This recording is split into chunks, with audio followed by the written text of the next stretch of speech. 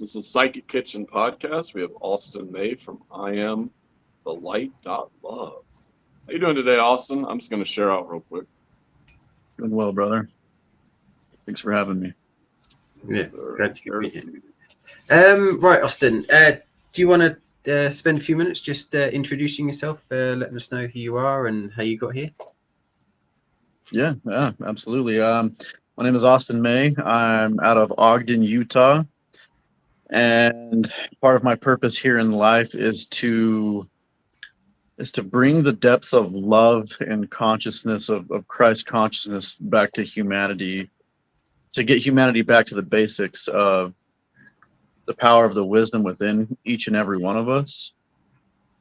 Not to overcomplicate it like so many spiritual teachers are out in the world, that you have to learn this and learn that. Like my ways come from a much simpler of like an unlearning process, like doing less, learning less. It's a lot easier than people make it. And so my incarnation here began with a memory I have since I was a little kid. I remembered being in a heavenly realm, standing next to this divine conscious core of the universe that people refer to as God. And he presented me in front of the world, in front of humanity, and the collective of humanity had been asking for Christ to return, for love and understanding to return to the world, bring clarity. And as I was observing this, I was asked if I would incarnate to bring this to the world. And so I agreed, and here I am on this podcast with both of you. We're here. I remember my mother praying for me. Like, she had had 2 miscarriages, and I remember her praying for me. And I was like, that's her. That's all I remember. Okay, let's go. Go ahead, Jimmy. I'm just trying to I don't remember anything, I have to admit. I remember doing a meditation once, one of the first meditations I did. And I remember asking, the meditation was a guided meditation to see Source, God, wherever you refer to it. And I just saw an eye, and that was all. And that was kind of eye-opening, shall we say. And I've never really, I haven't seen that since, as far as I can remember. Have you had any experiences in meditation, sort of not necessarily the same as that, but where you've connected with the spiritual realms and experienced things? Yeah, absolutely. I mean, ever since I was a little kid, I've been able to see through the veil. And so I see a lot of people, there's a lot of misconception that would say if you see the darker things, then you're attuned to it. But really, it's if you can see through the veil, you can see both the darker and the lighter things in both other spectrums, And so since I was little, I've always had this really deep connection. I've always been guided by angelic beings, by spirit, been very connected with God. And that's been my whole life experience. Yeah, I have one experience after the other. I could go on for days just talking about different experiences that I've had, connecting, and things I've seen, I've experienced, things that I've assisted in doing. I could go all day. I could say one thing is since the Psychic Kitchen, I've been able to see, I can see almost infinitely into the future and almost all possibilities. I don't find it serving to talk about any of them because there's always a potential to change, and no matter what visions, prophets, or anybody sees, they're never certain, and because humanity has free will, we can always step into a different line of light. We can always make change. We can always grow and move. There's never a certainty in what we're seeing. And so with a lot of this that I've seen growing up, it kind of scared me with my abilities that I knew I had as a child and what I was capable of doing. I kind of ran from myself for a long time, for many years, till I was 19. I decided that running from myself is the greatest disservice I could bring to humanity, whereas I thought it was actually the best service I could have provided before then. And as I asked for my light to be restored fully, I had a near-death experience about a week or two later, and I went down into the lowest vibration of being, which humanity calls hell. and I remained there for an eternity, which, yeah, and eternity is like a bubble that surrounds time, so it's not bound by time. So it's not really timely, it's timeless, but it's greater than time. And I was there until the essence of my spirit filled every part of that realm, and then I transcended into the highest vibration of being, which is heaven. And the dark and the light versions of myself were combined into one. All this light just started exploding out from my being, and then I was guided through the quantum realm, like through the ether, right back to my body, to the specific point in time that I had departed from. And so, I mean, that's a pretty profound experience that I had. When I came back from that, when I rose up, I started playing with energy at a level that I'd never experienced before. I was able to call in full storms or completely dissipate them, or I was healing people, preaching to people, just going around fully in line with spirit, just making my way, moving around.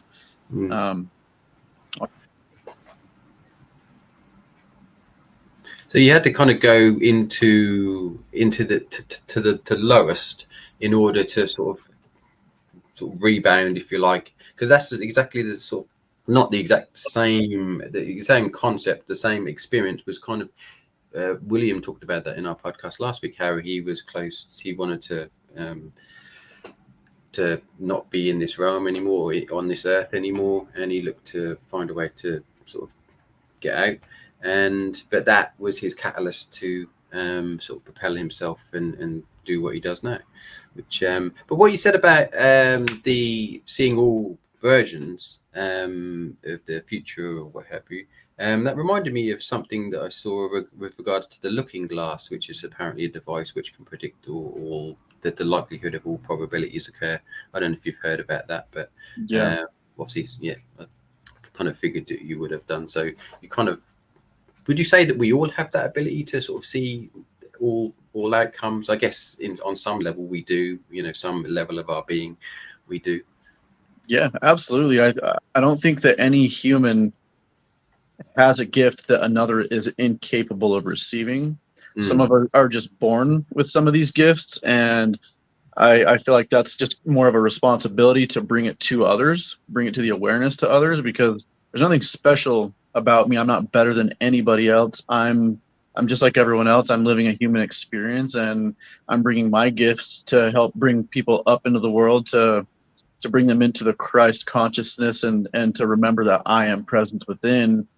And from those angles of perspective in life, we get to step into an even greater form of understanding and thinking and an observation, which opens up these abilities that we all have them. We are all God moving in the flesh, and so we all have an equal ability to experience our own realities at immense power within our experience. I mean, we all live on this planet together, but none of us see the same world, and we never will. But at the angle we can see our worlds can be expanded so greatly, and there's nobody that's incapable of that. Yeah, I like that. So when you had this experience where you went into hell, like for me growing up, I would see all these dark things everywhere. Like that was kind of normal, but it scared me. Like I remember when I was like 12, for instance, there's so many stories, like you have so many stories of things you've seen. But I remember like one time I'm going down the street and I think I see these neighborhood kids, long story short, but they're like, I can hear them riding after me and they're like, we're gonna kill you and blah blah blah. And I'm running, screaming and crying, and I run to my mother's door. I'm knocking on the door and I'm like, let me in, they're going to kill me. Anyway, so she opens the door and then she looks out. She's like, there's no one there. And I'm like, what the fuck is that? But as a kid, I had all these incredibly like crazy experiences. And there were like good experiences too, but at the same time, I don't think, because I hate the fucking term light worker. Because it only encompasses one little modality of everything. It's like with Rossi, a teacher I used to have, she would say like source workers. because people embody so many different aspects of that light and darkness. And I don't know where I'm going with this, but I feel like I need to bring it up. But like, what's your take on like all of this and the light worker movement and all this?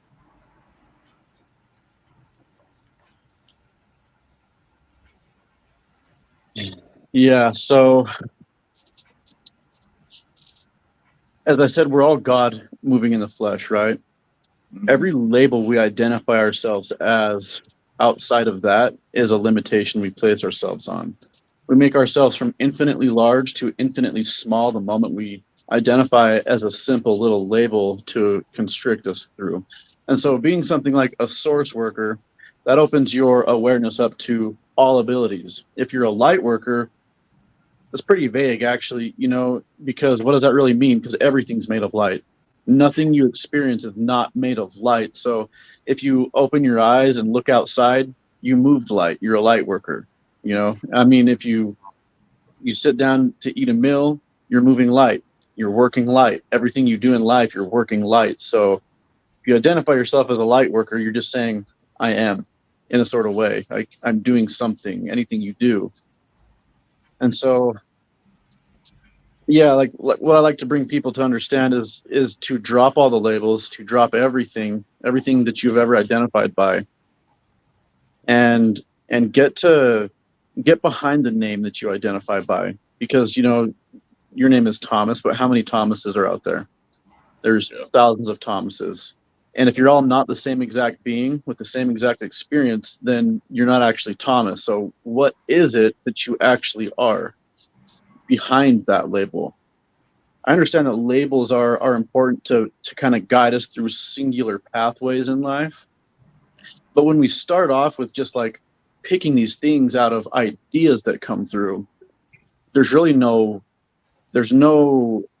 built up pressure behind it that creates a lot of movement.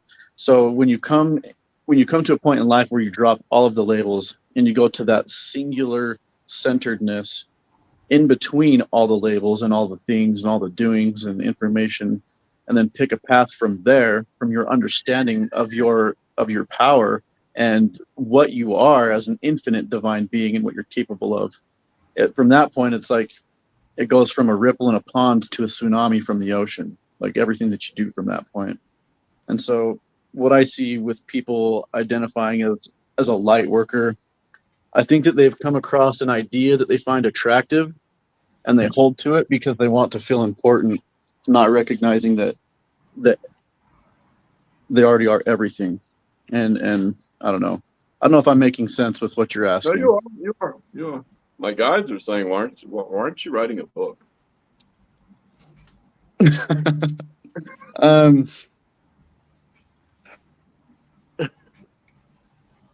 Yeah, there's a lot to that for sure. You thought about it?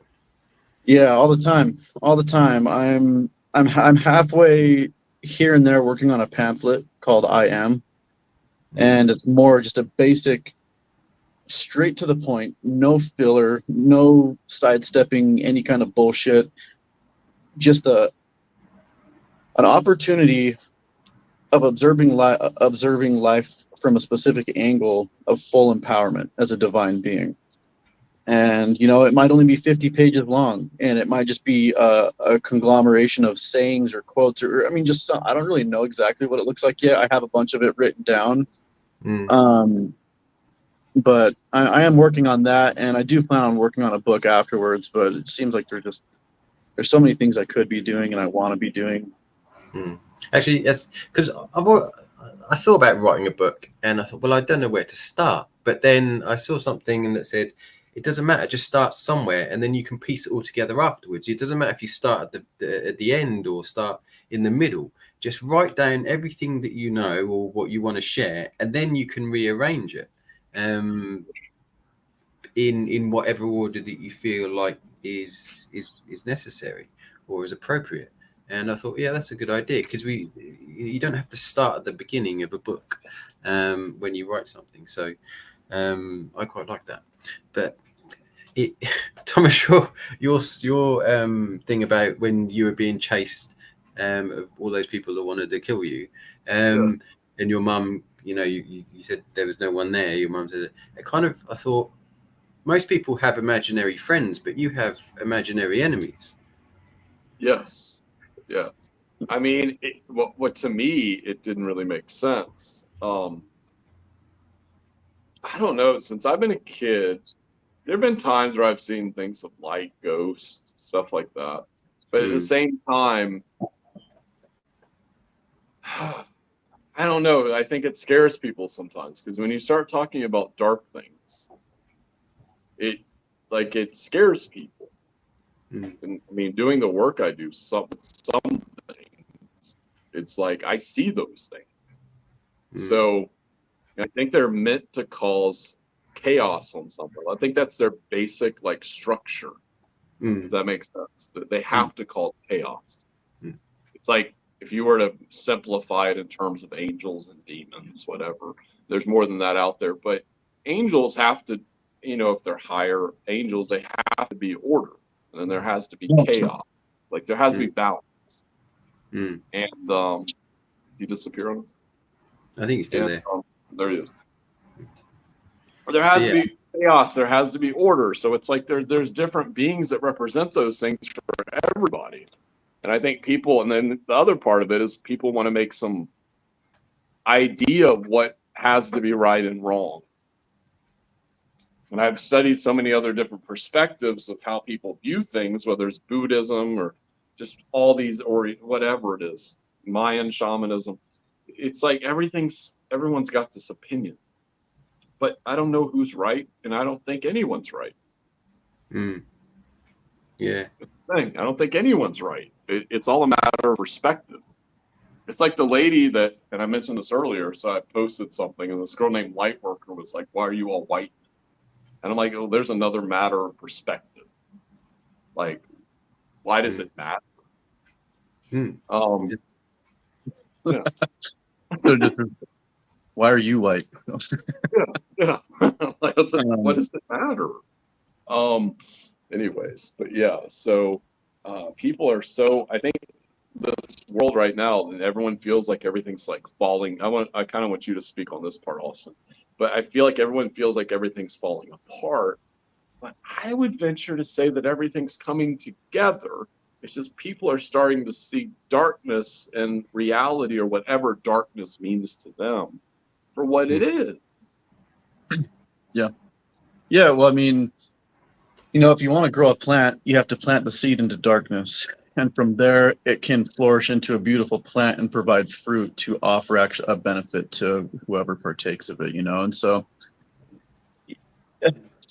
as far as like things being good or bad and all this other stuff, there's a lot of spiritual teachers out there saying, well, nothing really matters. And well, everything matters, but the idea behind good and evil is where that comes from, is the universe being polarized. So there's a positive pole and there's a negative pole. And it's so easy to fall into darkness because first we come from the light down into the light, and we're going in that downward motion. And so there's that natural pull like into the negative grounding, right? And so from there, as we start to go up, you have to really go into the darkness mentally, physically, spiritually. And then it creates that flip, like flipping a magnet, where it then starts to rise back up. And it's not always easy to get to that point. And as you're getting to that point, the energy of it overcomes most. People fall into fear. And the minute you fall into fear, fear is actually the opposite of love. Fear is the opposite of creation. It's not hate. It's fear. Love creates, fear destroys. And so fear is like the idea of Lucifer, and love is the idea, the creation of like God, and as people are overcome by this fear, they're basically agreeing with this Luciferian energy to be bound into the negative polarization of the universe. And both are equally important, because for every force in the universe, there's an equal and opposite force, right? And so for there to be immense light, there has to be an equal opposing counter force of darkness and fear. And each side creates the harmonic balance of the existence of the universe. There cannot be one without the other, or things will fall and just dissipate into chaos everywhere. Like everything will be intermingled, kind of like it is here. We're at the.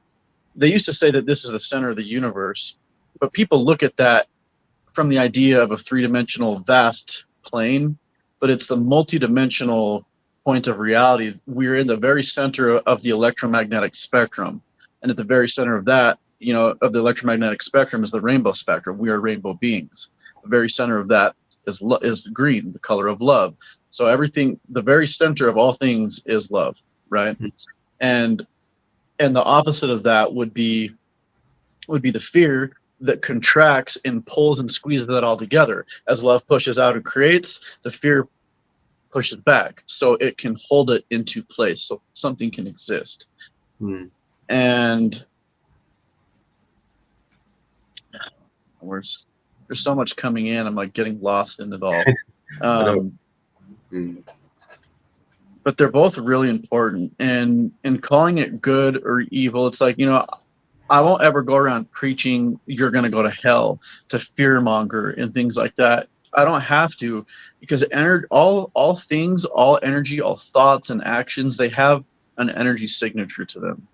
And that energy signature to it is either that of a vibration lower than love or greater, at or greater than.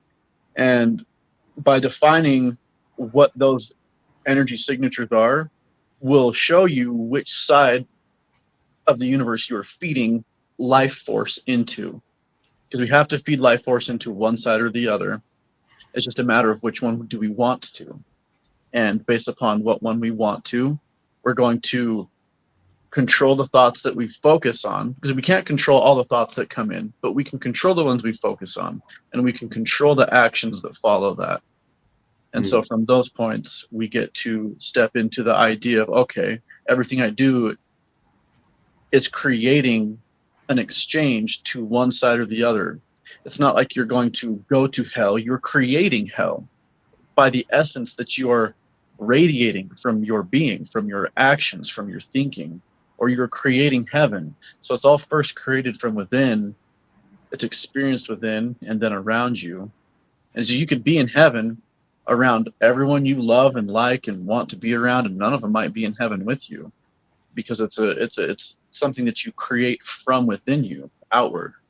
But the fear and love, what's your take on fear and love with regards to control? Because I wonder whether fear, hate, anger is wanting, or fear is wanting to control the future, but feel helpless to do so, and hate and anger could be seen as an expression of something isn't going the way that you want to control it to be, so therefore you're getting angry because it's not happening the way you want it to happen. Whereas love almost sorry, go on. No, go ahead. What were you gonna say? I was going to say love almost is opposite to that. It's letting things be as they are, and not wanting control of anything, because everything's sort of orchestrated and is going to happen regardless. It's just a question of whether you make yourself suffer in the process. Right.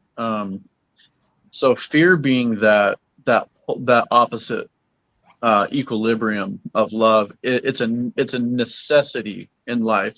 It's a necessity here in this realm that we all live in. Because without that, there could be, it's kind of like, if you never felt tension in your body, how could you ever know the enjoyment of a massage? That's good. If nobody ever got hurt, how could you ever feel the relief of healing in any way? Like, if there was no darkness, if you took a flashlight out into the middle of the day and turned it on, you wouldn't see the light. There would be no contrast. There would be no room for growth. There would be no room for any of that. And so the more control, the more fear that shows up, the greater opportunity for change. So fear and control and all those things, people look at them like limiting places of being held, but they're actually like this infinite way of like showing us how we can grow even more and become even more and become an even brighter light. And so I call them opportunities rather than things that, like, you know, fear and control. It's like when you're met with fear, and so I use fear as like Lucifer. If we talk about Lucifer, at what point would Lucifer show up screaming in your ear? Is if you were on the path of doing something right that would benefit your growth in some way, in a way that would be the polarizing opposite of what that energy is. It would be doing everything it can to keep you in where it wants you to be. If you are right where it wants you to be, it wouldn't be showing up for you. So if it's never showing up for you, that might be a good time to reflect on where you really are within yourself. Because if it's never showing up, then you're probably not where you think you are. If it's showing up constantly, then you are in a constant movement of growth and empowerment. So if you're moving out of the darkness, this being's going to be screaming in your ear. That's the fear. The fear is showing up. You're scared of this, scared of that. Like all this fear is showing up. Meet it with love. Just go into it, give it love, feed it love. Know that it's okay, and move straight into it without the fear. Respect and honor the fear. Be reverent with it, not cocky, but kind of just like honor the fact that it's showing up, allow it to move on, and then step forward into where it was showing up through. Because sorry, I was going to say, I guess that's why they call Lucifer the light bringer or the morning star, whatever it is. And he's actually providing a service, although he's seen as sort of the devil or whatever. Yeah, I think it's interesting because, like, I've always argued this in the Bible, at least. It's like Jesus goes in the desert to confront Satan. Like, I don't think he went in the desert to confront Satan. I think he went in the desert to confront himself. And I think he knew what he had to do after that. And he's like, shit, do I really want to do this? Like, this is a big mission here. They're going to put me on a cross, possibly. There's this one timeline that could happen. I'm going to get killed for this. I've been training my whole life to do this. And I just think that's kind of the thing. It's like there's so much, as people would say, darkness in the world. But then I have to look at historically the world, at least our version of it that's been historically, even though history's all over the place. But like, if we were in the dark ages, we would look at what's happening right now and we'd be laughing. Like if we were to go back into these darker areas of humanity and be like, well, what's happening right now is nothing compared to that. We have food, we have water, we have housing, we have all these different things. I don't know where I'm going with this, but I feel like I need to say it. Anyways, but yeah, it just seems to me that people's interpretations are only based upon what they can perceive happening right now. Yeah. I mean, like I was saying, a lot of people, they're saying there's so much darkness in the world. They're choosing to look at it from that angle because, as I mentioned before, there can only be as much darkness as there is light. And the brightest light shines in the darkest night. And so, I mean, historically, if you go back to where these figures showed up, all these ascended masters or these masters that lived in their life, they always show up in the most intense of times. In the darkest times comes the brightest light. And so we can choose to look at the darkness or we can choose to look in the light. And we can choose to step into either one that we observe. Because life, the truth and trick of life is that life is the meditation. Everything is enlightenment. So many people are seeking enlightenment and these forms of meditations and all this stuff, but really enlightenment means to go into the light to gain clarity. Before we came here, we were the light. We were the full observation of all things. And so we came into the light to gain clarity on simple, singular little things within the experience of the whole. And so everything we go through in life is enlightenment. If one is depressed and anxious, they're being enlightened on it. They're moving through enlightenment. I think most are seeking that I am presence, unaware of it, seeking enlightenment, which they never find because everything they do in life is the experience of enlightenment. And the point of a meditation is so you use a breathing exercise to hold the state of being where you can focus on one thought to get away from all the chatter. So you can manifest that one thing. But, as we came in, it's breath that contracted the singularity that drew our spirit into the physical body and tethered it here. And through that breath, the simplicity of our breath alone is the breathing exercise that keeps us here. The minute you stop, you're out. That's it. There's no more. You're gone. And so when you become aware of your breathing more frequently, just a natural breath, the more empowered you become, because every time you breathe in, you are drawing in information into the singularity of your field. And so we're always thinking and we're always breathing, and we're doing both things without realizing it. So we're always breathing in what we're thinking without realizing it, most people. So when you shift that to just understanding that this is the meditation, meaning you are the creator because you are in this meditation, this is you. Every thought you observe with every breath you take is the reality that you experience. And so becoming aware of our natural breath and the natural flow of thought and putting the two together, making them one, will empower everybody, anybody and everybody. The two things we were born to not recognize, when we choose to recognize them, will fully empower us. And there's nothing we need to really learn beyond that. Like, sure, there's meditations and breathing exercises that help us feel differently and do other things, but we don't have to go down those rabbit holes of all this learning of all of these things, because they're just more things outside of the whole of the thing. Yeah, so many rabbit holes. Sort of horses for courses. Pick one and keep it simple. I'm a big fan of keeping things simple and not overcomplicating. Mind you, when you get in with, I started to get into the whole spiritual thing. You kind of wanted to absorb everything, so you used to go right down to the nth degree, and then you realize just take it back to the basics and just do the simple things, and that's enough. Yeah, it is.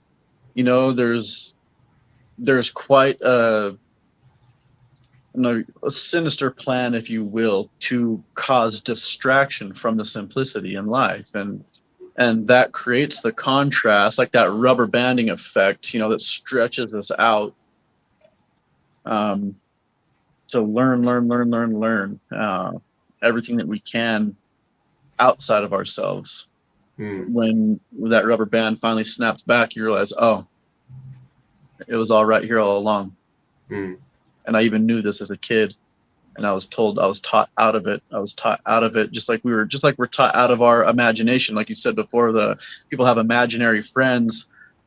We were kind of pushed out of our imagination as a kid, because that is 90% of our power in this life is imagination.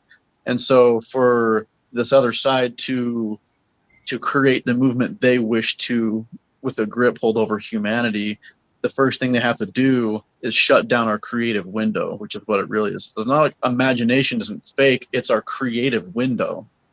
And it's one of the most important things. 90% of the game in this life is your imagination. What can you imagine? And through that imagination, you can generate feelings, and the feeling is an emotion, which is energy in motion, and that's how we manifest and create. Yeah. I think it's interesting with, like, and I don't want to go off topic here, but like with AI and all these other things that are happening in the world, I feel like we're being like put into a point of where we can no longer create. Like, they're going to try, people, well, whoever they are going to try to make us where we're dependent upon not just AI, but all these other things, whether that's state funding for whatever, you know what I'm saying? Like, people get disability, whatever. It's like everyone becomes dependent, so therefore they don't think for themselves. Yep. I think that's the big thing. It's like, I feel like even with Facebook yesterday, I don't know if you noticed this, Jimmy, but they added an AI button. And I was like, what is this? Like, why do they have an AI button on Facebook now? But I'm like, it's like people are going to be running it. See, like even Elon Musk with Neuralink. And I'm like, you're going to put a chip in people's heads and all of a sudden they're going to think they have access to everything except what's controlled on the internet already. Like it seems like it's giving away your free will, what you deem to be. And I've asked one of my friends who's like 20, and I was like, would you get this in your head? And he goes, no. I go, imagine the 10-year-olds right now. By the time they're your age, they might just do it because it's popular. Yeah, and have no idea what's going to happen. So it seems to me very interesting that people want to do this and all these different things, but it's like you're giving away your power to some other thing that we don't even know the complications of in the future. Yeah. I mean, it's exactly what it is. If you, as a person, saw, 35 car batteries that were alive out in your yard, just wandering around, like this just sitting powerhouses, storages of power, and you're like, well, I could slap all those in my garage and hook them up to a couple power lines and run my whole house and everything that I want from them. When they're like, fully capable of operating their own experience, it's just like that, except the power that we have is multidimensional. If they said that like every cell in the body or something has like 0.07 electron volts or something like that, and based upon the trillions of cells that we have, if you could take and focus the small micro amount of energy in every cell to a finite point all at the same time, it would be the equivalent of a nuclear bomb. And so that is the power multidimensionally running through the average human being. It's just the average being. Yeah, it's pretty astounding. Yeah. So, I mean, we're manifestors. We're all manifestors. So, yeah, the control. They don't want you to think for yourself. They want you to think about their vision, which is why we all watch television and we're all on our tablets and phones and all the media and everything that they're controlling, the narrative that they're pushing. It's like, that's what I talk about The Simpsons in a couple of my little videos. It's like, it's not like The Simpsons is predicting the future. They're creating predictive programming using the viewers to manifest their goals to take place. Is what they're doing. They're using that energy to manifest what they want. I remember seeing a video. I mean, nowadays I take things that I see on video with a sort of pinch of salt. I think, well, is that really what it is, or is that just made up?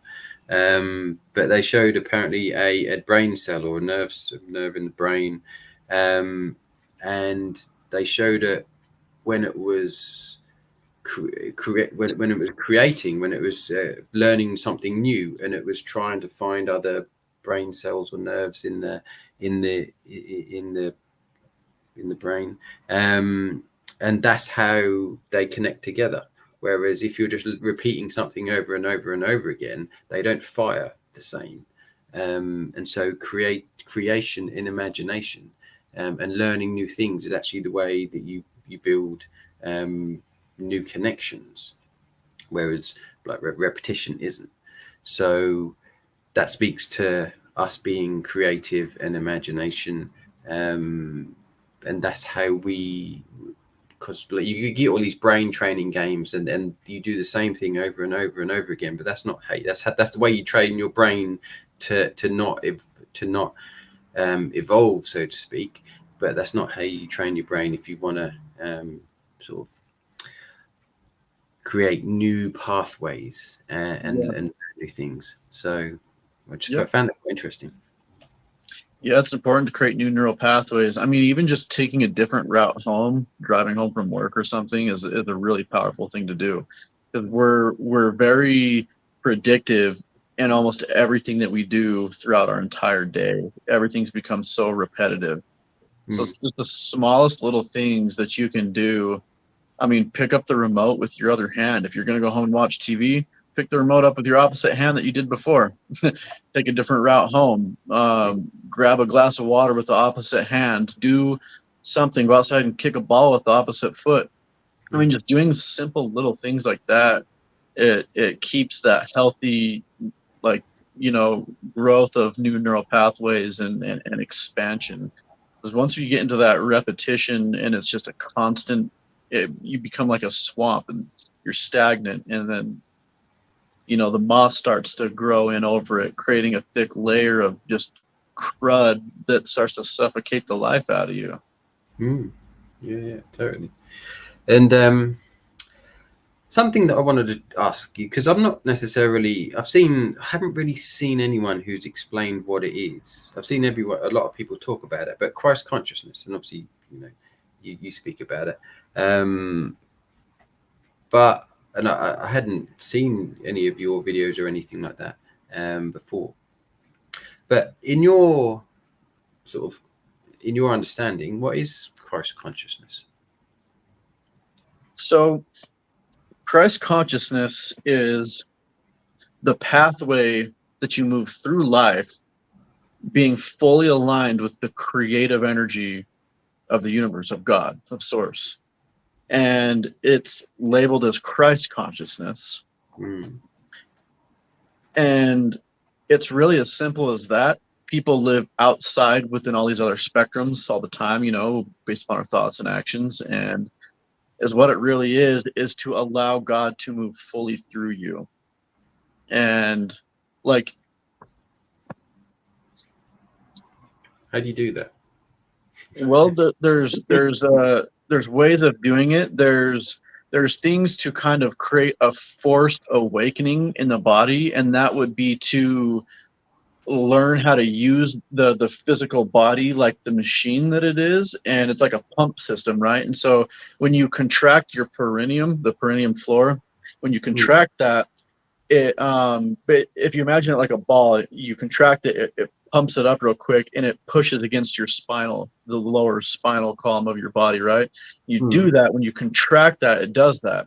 And if you can take and pump that up and then roll it up your body, so you would contract your lowest muscle right in there, the perineum floor, and then you move it up to your stomach, and then up to your chest, and up to your neck, and then up to your head. And if you can do that at the same time from the bottom of a breath, like you're sucking up through a straw, like a thick shake or something, if you can match those two together, create the contraction, the breath, and rolling the contraction up, it pushes your spinal fluid up to your brain, and it forces all that pressure up into the center of your brain, and it pushes on your pineal gland. And then as you release the breath, your pineal gland it's caked with piezoelectric crystals, and when you put pressure on a quartz or something, there's a small piezoelectric field that occurs. So when you create that pressure there, it expands it, makes it light up, basically opens and activates you, and that brings you into a higher state of awareness.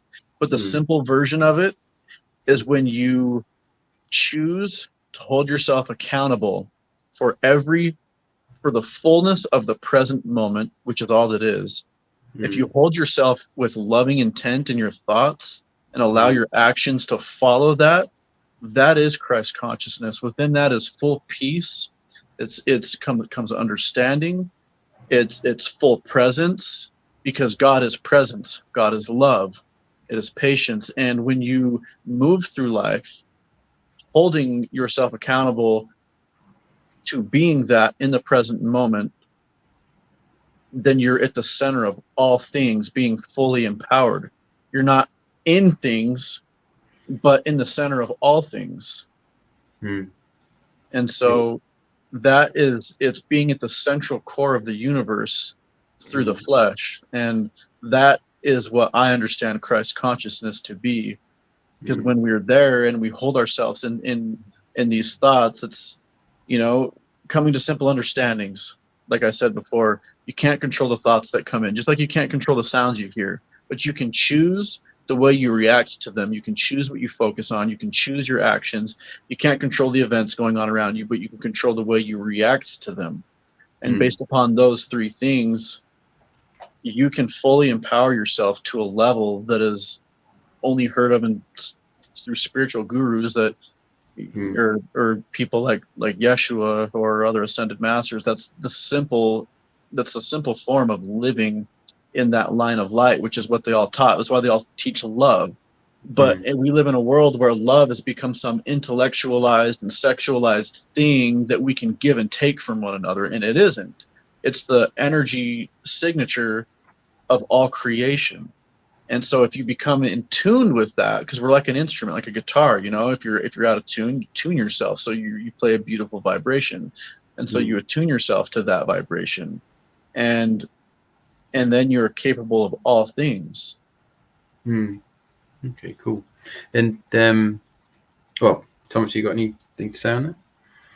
Well, I wonder if I'm always questioning things. But like if we didn't have an idea of Jesus, I think we'd call it another consciousness. If we were in a different age, like say it was before 2,000 years ago, it'd be like whatever false consciousness. Like, it's like what would it be? False consciousness. Would it be this consciousness? This consciousness? Like people are always looking for a savior. Yeah, and they don't realize a lot of those answers are already within themselves. And I think that's part of what a lot of people don't really understand. They have all the answers, but tapping into that means they have to tap into their pain. It's like shadow work. I hate that term so much. It drives me crazy because it's like, what is it? Can you quantify what that means to me, please? Like when I hear people say it, and I'm like, what does that mean? And then it's like, it's just a term, but it's like, I need to do my shadow work. And I'm like, what the fuck does that mean? It doesn't make sense to me. Anyways, and I'm like, just can you quantify that to make some sense? Not you, but I'm just like, actually, shadow work implies that you're never going to get rid of it. So that's not a great term to use, because you're always going to have a shadow. As long as there's light, you're going to have a shadow. So that implies that you're never going to heal. If you call it shadow work, it's always going to follow you around. So yeah, that's not the greatest, but maybe it's sort of by design. There's a lot of misconception with shadow work and everything. And Christ, his name wasn't Jesus Christ, it was Yeshua. And he came to create Christed beings, not people. He came to create leaders, not followers who would worship Christ as an idol, because Christ isn't a person. It's a state of being for humans being godly in their actions. I think that's what I posted on Facebook last night. It's not a being. And so, and then there's all this, talk in the spiritual world, you need to heal from your trauma. No, you don't. You could heal from physical pain and things like that. Absolutely. All day long from sickness. Yes. But trauma is not something to heal from. It's not something that's wrong that happened. It's an opportunity for your empowerment, for your growth. And we come to sit with it as just that, to become empowered by it. We don't need to heal from it. We just need to recognize it and recognize what we can do with it to use it to our advantage, because it will either tear you down and you will be a victim of it, or it will lift you up and empower you to create an abundant life. That is what trauma can do. But we don't need to heal from it, because if we have to heal from it, then that means we must let it go, not ever think about it. And people say, well, if you think about your traumas and start talking about them and emotions come through, then you're not healed from it. It's like, no, we're emotional beings. We're supposed to feel. And becoming fully awakened into this spiritual life isn't about not being emotional. It's about feeling every emotion so deep, but not letting them overcome you, but allowing them to move freely through you, just like a riverbed containing a river. The river's not too much for the riverbed. They're in synchronistic, life together. One holds the other, and they work together, so they can exist. Yeah, exactly. But what was I going to say? I forgot. I'll come back to me. No, you're fine. I just think it's just so many rules. I think that's the key. There's so many rules. I don't know. From my perspective and different teachers and mentors and my own studies, it's like, why are there so many rules on everything? I don't know. I don't know where I'm going with that. But there's just so many rules about how things should exist, and those rules are matters of perspective anyway. It was like you have to be like this, you have to be like this, and it's like, but you don't have to. I feel like the only way the world ever fucking changes is when there's rebels in it. Yeah. Yeah, Like, I mean, rules is just a rebels. forced perspective on one's reality. Yeah. It's like So- you have to make people literally look at something and question it in order to change it. Exactly. What I was going to say was about being the observer. So if you had someone who observes or experiences a sort of a horrific scene, they see something happen that's horrific. One person could be really affected by that, and they could think about it and think about it and think about it. Can make them feel ill. But then there could be someone else who doesn't. They can observe it, but they don't get affected by it emotionally. I guess neither one of those are states that we want to aspire to per se, because both are valid, but neither are right and neither are wrong. Would you say that? Yeah, I mean, think of it like holding a 50-pound dumbbell. If you give someone a 50-pound dumbbell and say, hold this, they're going to sit there and hold it and start complaining that it's heavy and it's making them weak and they can't hold it any longer. And then finally they're going to drop it and it overcame them, right? You give it to another person and then they start curling it saying, oh, wow, this feels great. And it's making me stronger, and thank you for handing this to me. Thank you for giving me the opportunity to grow even more, to create an observation that will make more of me. And so there's always that double-sided way of observing. Life is either going to happen to you or it's going to happen for you. So it's about seeing the opportunity, like you were saying earlier. So the person who doesn't react and doesn't let the scene affect them, would you say that they are more healed than the other, or they're both still equal? It's just that one person can deal with it in a different way, depending on sort of their makeup. Yeah, just one chose to experience something that is hurting them, and one, one could see death and destruction, and the other one could just see like, well, this happened, okay, we're here, this happened, and what is created from this is an opportunity for us all to learn, to grow, and new life to come in through all of this. And so as horrific as it may appear to be, there's always that backstory, the whatever is put behind it that's really driving the experience. It's kind of, I don't know if I'm answering it how you want, how you're looking, but yeah, I know what you mean. It's kind of like some people see death as the worst thing in the world, and some people can accept death and know that it's the chance for new life, and that the soul, if you want to call it that, if I want to call it that, gets to go somewhere else and have another experience. Not that I imagine, so we're told, we all exist simultaneously everywhere in all times, but so it's just a way that you look at it, but neither is both ways are okay, and it just depends on whatever you want to do, kind of thing, I suppose. Yeah, exactly. Like I was saying earlier, before we come into this life, we're looking at the whole experience, and at some point we go, oh, I would like to go and feel that blade of grass, or I would like to go and experience death this way, passing on. You're going to come right back to where you were. The way the universe operates, the way information is created, the way God is created is through the finite experiences that we incarnate to in order to experience within the experience. And so some of us come in here to experience those traumatic so-called things. And sometimes we come in here to experience dying this way.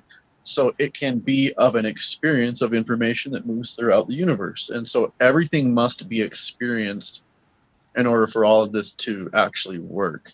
And, when we see things, we also get to the opportunity to honor their choice of experiencing what they did, and allow them that honor, allow them that energy and light in their life. Because when we react to it, especially in a negative way, then energetically you're taking from them, in a sense. You're taking that opportunity for them. Like, it's like You want to control that opportunity. you want to control their experience. Yeah. Yeah, I see that. It might look horrific on our side, but I don't believe in coincidences, because either everything is a coincidence and there is no universal consciousness, or everything is a coincidence and there is not. And so the thing that then I think about, well, what if the experience was for you to control their experience? Because that's an experience as well, isn't it?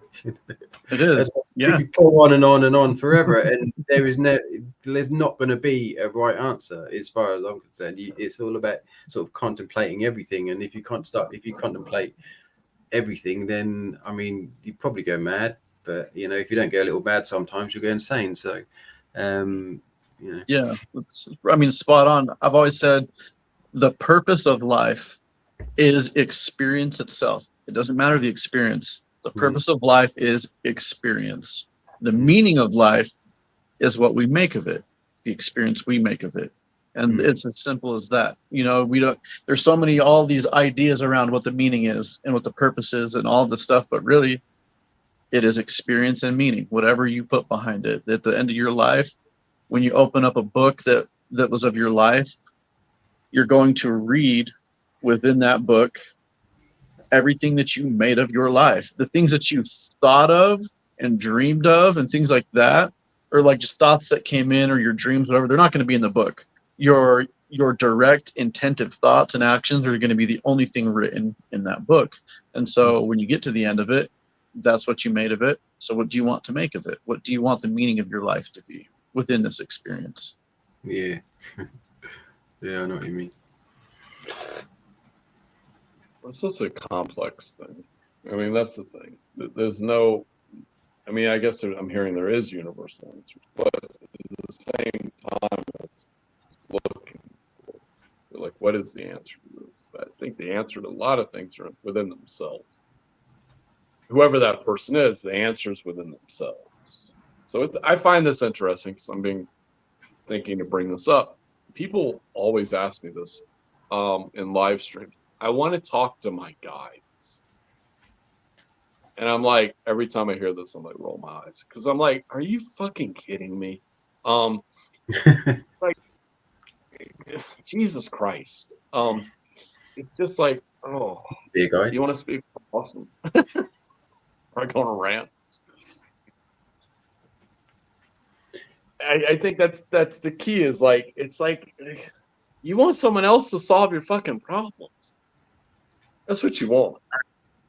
It's not about if you actually can solve them yourself. Because I'm like, your higher self, your guides, God, whatever the fuck you want to call it today, they're always talking to you anyways. So it's like, just do what your intuition's telling you to do. Therein lies the problem. Yeah. That's it. It's that simple.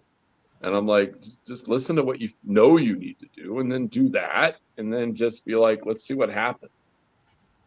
I don't know. It's plenty of times where I've needed to do things, and then once I've done them, I'm like, oh, I'm glad I did that, even though I may have fought it for like a year or two. I'm like, now I did it. Yeah. Okay. Well, they were like, go do this. I'm like, okay. So I went and did it, and they're like, okay, now you're good. You could record that as a message. You could record that as a message, so that whenever someone says, I want to talk to my guides, it could be you playing a message saying, are you fucking kidding me? This is your guide. Just do what your intuition says to do, and stop procrastinating. I'm not going to fix all the problems. You need to do it yourself. Yeah. I think that's the key to it. It's just like, give me a break. And then it's just like, oh my God. I mean, when I was going through spiritual stuff, like in the beginning, I was just like, no one was talking to me about fucking guides. They're like, you gotta figure this shit out on your own. Like, figure it out. and I would see like a lot of people, and I'm so rebellious, so, but especially when I first had like a teacher and stuff. But it was like I would see all these people that could heal, and they would take $1,000 classes, and whatever ego. I know people love to throw that fucking word around too, but I would Come be closer like, to the mic. oh, sorry. So when I first got like training and all this shit, and then there'd be all these students in the class with my former teacher, and they would take $1,000 healing classes, and then I would come in, and like all the people there that were her practitioners for classes, they'd taken all these $1,000 classes. And I was like, I don't need your $1,000 classes. It was like, I already know and this is ego. I don't give a fuck. I'm better than all of you. I know it. At least in what I can do energetically. I'm better. And I know it. Intuitively, I know it. And I don't need these fucking classes. And I remember even my Rossi, this is my former student, Rossi was like, you don't need that class because you can already do that. And I was like, yeah, I know. But I was like, but my point of it is I was like, all of you people that took these classes, why aren't you doing anything with? You took all these classes, do something. Like you can heal people, go heal them. Go do something with it. Because they would look at me and see me all over Facebook and these other apps, and they would be like, how is he doing all this? I'm like, because I don't care what people perceive about me. I'm just going to go on camera. I mean, Jimmy would see me. I don't know, Austin, you didn't see me back then, but Jimmy would see me. I'd be ranting and raving on camera. And he'd be like, this guy's insane, but there's something to him. I don't quite understand this. But the thing is, like, to me, it was just funny. I was like, I just want to go on camera and harass people. Pick